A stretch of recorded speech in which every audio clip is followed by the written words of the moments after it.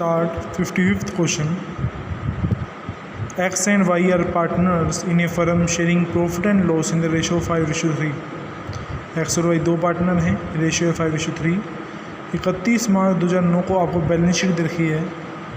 Z ने admission लिया as a partner के रूप में. यहाँ पे जेड का शेयर नहीं दे रखा आपको. यहाँ पे X surrender 1/4 of his share and Y surrender 1/3 of his share in favour of Z. तो इस पॉइंट तक हम पहले न्यू रेशियो निकाल लेते हैं और सैक्रिफाइसिंग रेशियो निकाल लेते हैं. तो फर्स्ट ऑफ ऑल एक्स और वाई टू पार्टनर्स हैं, तो हमने यहाँ पे लिख लिया X and Y are two partner sharing profit and loss in the ratio 5:3. Z is getting admission. Z acquired from X 1/4 and Z acquired from Y 1/3 of his shares. तो Z ने X से कितना हिस्सा प्राप्त किया? X का हिस्सा था 5/8, जिसमें से जेड ने कितना हिस्सा लिया? 1/4. तो कितना आ गया? 5/32. जेड ने वाई से कितना हिस्सा लिया? वाई का हिस्सा था 3/8, तो जेड ने हिस्सा कितना लिया? 1/3, दैट इज़ 3/24. तो जेड का न्यू शेयर कितना आएगा? 5/32 एक्स से लिया और 3/24 वाई से लिया.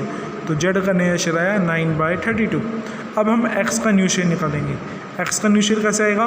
5/8 पहले से एक्स का हिस्सा, जेड को कितना दिया? 5/32, तो हमने निकाल लिया 15/32.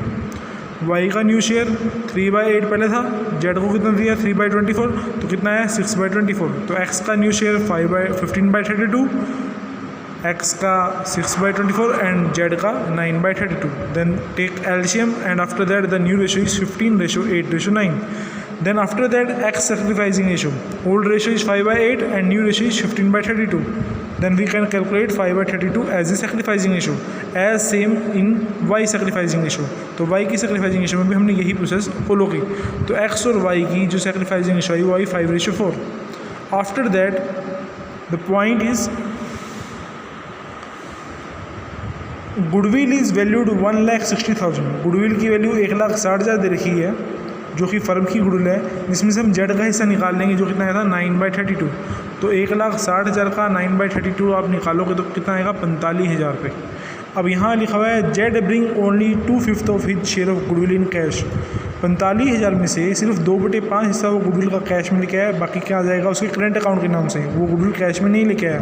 तो 45,000 का 2/5 बनेगा 18,000 और रिमेनिंग हिस्सा जो बनेगा वो कितना बनेगा? 27,000 रुपये. अब इस 18,000 को आपने बांटना है एक्स और वाई को. यहाँ पे जो रेशो है 5:4 है सैक्रिफाइसिंग रेशो. मैंने बाई चांस 5:8 कर दिया, तो यहाँ एक्स का हिस्सा आएगा 10,000 रुपीज़ और वाई का हिस्सा आएगा 8,000 रुपीज़. सेम अगर हम बात करें 27,000 रुपीज़ की जो रिमेनिंग बचते हैं, क्योंकि 45,000 रुपये गुडविल थी जेड की, जिसमें से 2/5 हिस्सा वो कैश में लेके आ रहा है, जो हमने 18,000 की एंट्री कर दी. 27,000 की एंट्री भी सैक्रिफाइसिंग रेशियो में ही होनी है, 5/9 एंड 4/9. तो यहाँ पर एक्स का हिस्सा आएगा नियर अबाउट 15,000 एंड वाई का हिस्सा आएगा 12,000. तो इस बेस पे हम ये क्वेश्चन कंप्लीट कर लेंगे.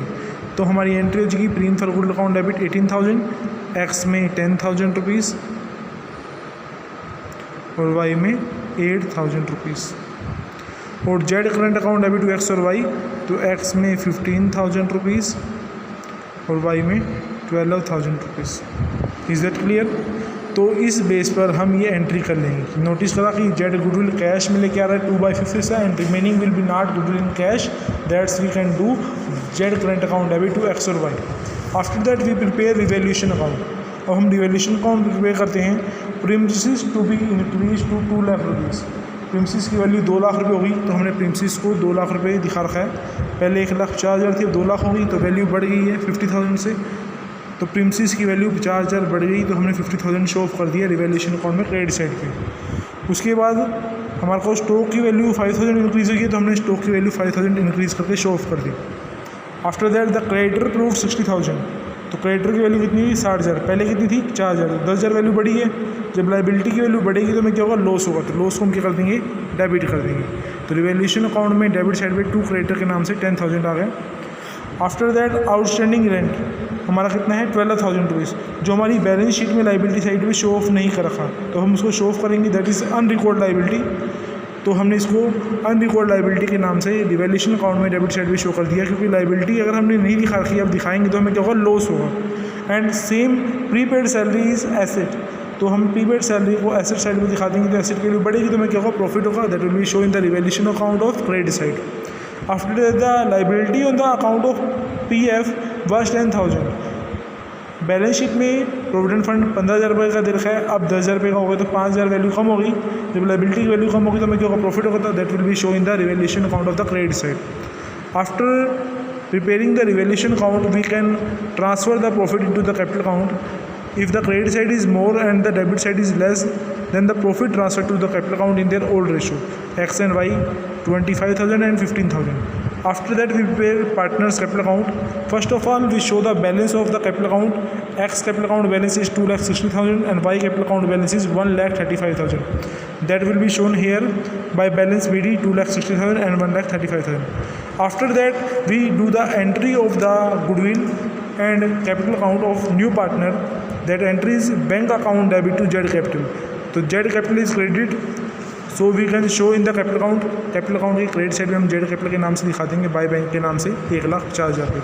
अब हमने गुडविल की एंट्री करी, prem for goodwill account debit to X और Y, तो X और Y को हमने क्रेडिट करा है, तो कैपिटल अकाउंट में क्रेडिट साइड भी क्या आ गया, by prem for goodwill X के कॉलम में 10,000 और Y के कॉलम में 8,000 रुपये। हमने अगली एंट्री करी, Z current account debit to X और Y, that will be show same here in the capital account of the credit side by Z current account X के कॉलम में 15,000 और Y के कॉलम में 12,000 रुपये। रिवैल्यूएशन के जो प्रॉफिट थे वो कैपिटल अकाउंट में क्रेडिट साइड पे आएंगे, that will be shown here bye revaluation account 25,000 and 15,000. After that, the workman commission reserve is 40,000 and the claim on the workman commission reserve is 16,000. तो हमारी entry क्या होगी, workman commission reserve account debit to workman commission claim and the remaining 24,000 will be distributed to the X and Y in their old ratio. That will be distributed here. So X and Y will be credited in the capital account. We can credit the X and Y by workman commission reserve. After that, in the balance sheet asset side, adjustment expenses will be shown. That will be the loss of the firm and it will be distributed between the partners X and Y in their old ratio. That will be distributed to adjustment expenses 10,000 X and Y 6,000. Because the entry is X account debit, Y account debit to adjustment expenses. After that, we make the total of the partners capital account and took out the balance.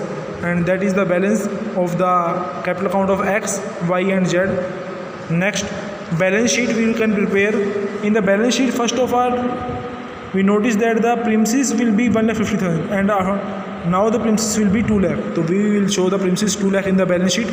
Stock, there will be stock of increase by 5,000. Before the stock in the balance sheet is 1,25,000. After increasing the 5,000, that will be 1,30,000. That will be shown here. Next point is prepaid salary, that will be not shown in the balance sheet and now it will be shown. The prepaid salary is 2,000 rupees, debtor 1,80,000 and the bank balance is 29,000, in which 1,50,000 will become as a capital and 18,000 as a goodwill in cash. Then the total is 1,97,000 and now we have do the entry of Z current account. We have done the entry of Z current account debit to X and Y. That Z current account is debited, then it will be always show in the balance sheet of asset side. Then Z current account is debited by 27,000 and the creditor is 60,000 as we seen in the balance sheet and adjustments. Creditor proved as 60,000, that will be show here, and outstanding rent 12,000 and PF 10,000 and workman commission claim is 16,000. The workman commission claim is liability, that's why it will be shown in the liability side of new balance sheet. And the capital account of the balance 315, 1730 and 1,50,000, that will be shown here. And the balance sheet total is same 7,36,000 and 7,36,000.